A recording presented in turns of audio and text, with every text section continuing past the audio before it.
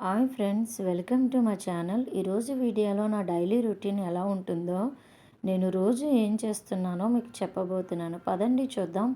ఈరోజు పిల్లలు తీసుకొని మేము వైజాగ్ పిక్నిక్ తీసుకువెళ్ళామండి. సో ముందుగానే బీచ్కి వెళ్ళాము, అదంతా చూసి ఎంజాయ్ చేశారు పిల్లలందరూ కలిపి. మరలా జూ పార్క్ తీసుకువచ్చామండి. ఎంట్రన్స్లో టికెట్ తీసుకున్నాము, అలాగే లోపలికి వచ్చాము. అవన్నీ బోట్స్ అన్నీ చూస్తున్నారు పిల్లలు. చాలా బాగుందండి లొకేషన్. అదిగో డక్ చూడండి ఎలా చూస్తుందో, అలా నీటిలో భలే స్విమ్మింగ్ చేస్తుంది అది. చాలా బాగుందండి. అది స్నేక్ కూడా ఉంది. నేనైతే ఆ స్నేక్ వీడియోస్ కూడా నేనేం తీయలేదండి, మా పిల్లలే తీశారు. నాకు అవన్నీ అంటే చూడడం భయం, దగ్గరికి కూడా వెళ్ళలేదు. నేను అట్లా దూరంగానే ఉన్నాను. సో మా పిల్లలు తీశారు ఆ వీడియో అంతానా. చాలా భయంకరంగా ఉన్నాయండి ఆ స్నేక్లు. అవిని చాలా భయం అండి. ఇంకా ఉన్నవి చూడండి, పులులు కూడా ఉన్నాయి అక్కడ. అదిగో 2 ఉన్నాయి జూ మొత్తానికి నవి.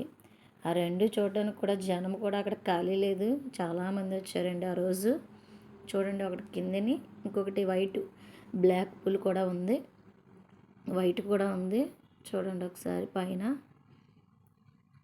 ఇప్పుడు ఇవ్వలా ఉన్నాయండి ఇవన్నీని, చాలా ఏజ్ బార్లా ఉన్నవన్నీని. సో ఇక్కడ చూడండి ఎలిఫెంట్స్ కూడా ఉన్నాయి. సో అదిగా మా వాళ్ళు కూడా నుంచున్నారు. మనకి ఎన్ని కష్టాలున్నా, ఎన్ని బాధలున్నా సరే మన పిల్లలతో అలా వెళ్ళి ఎంజాయ్ చేయడం కూడా చాలా ఇంపార్టెంట్ అండి. పిల్లలకు కూడా చక్కగా రిలీఫ్ ఉంటుంది. అంతసేపు చదువుకోవడం అనేది పిల్లలకు కూడా బోరు కొట్టడంగా ఉంటుంది. వాళ్ళు కూడా గిల్టీగా ఫీల్ అవుతారు, మమ్మీ వాళ్ళు ఎక్కడికి తీసుకువెళ్ళట్లేదు, అలా ఇంటిలో ఉండిపోవాలా అనేసి గిల్టీగా ఫీల్ అవుతుంటారు. కాబట్టి అప్పుడప్పుడు మన పిల్లల్ని ఇలాంటి మంచి మంచి లొకేషన్లకి తీసుకెళ్ళడం కూడా చాలా మంచిదన్నమాట. పిల్లలకు కూడా మైండ్ కూడా కొంచెం రిలీఫ్గా ఉంటుంది. అవన్నీ యానిమల్స్ చూశారు, స్నేకులు చూశారు, మొత్తం అన్నీ చూశారు. పిల్లలు ఎంజాయ్ చేశారు, బీచ్లో ఎంజాయ్ చేశారు, అలాగే జూ పార్క్లో కూడా బాగా ఎంజాయ్ చేశారు. ఎంత అలసిపోయినా సరే యాక్టివ్గా చక్కగా అందరూ తిరుగుతున్నారు పిల్లలందరూ. అదో చూడండి, మేము అందరం వచ్చాము. సో ఇదండి ఇవాల్టి వీడియో.